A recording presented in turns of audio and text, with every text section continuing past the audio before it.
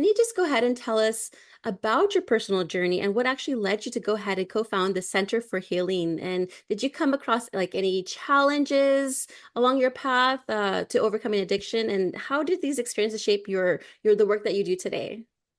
Yeah, sure. So I grew up kind of with quite a bit of trauma. My parents split up when I was 2.5, and they both got into quite narcissistic, abusive relationships.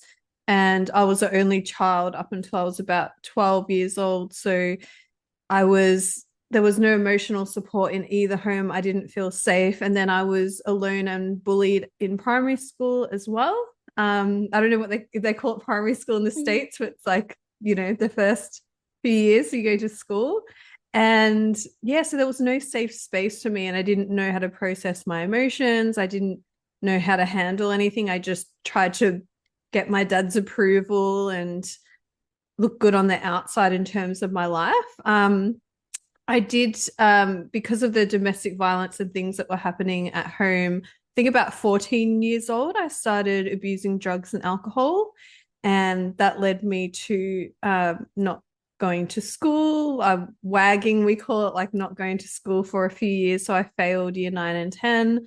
And then kind of my dad found out, and then I changed my friendship groups, and I tried to be better. I went and got a job, and I tried my best, but up until I was about 25 I was still using drugs, weed, alcohol, heroin, all different things to try and feel better. I didn't know how to feel better on my own. Like I just, you try something like that, you try alcohol or you try some kind of drugs and you momentarily feel better. And if we don't naturally know how to do that, we're going to go back to that. We all just want to feel good.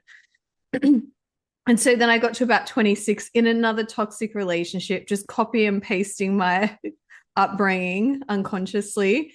And I got to the point where I'm like, maybe I'm the problem. Maybe, like, instead of me being a victim to everything and, everyone's hurting me and everyone's treating me like this, like, there's a pattern going on here. And I had like a little moment where I was like, maybe I need to go get some help.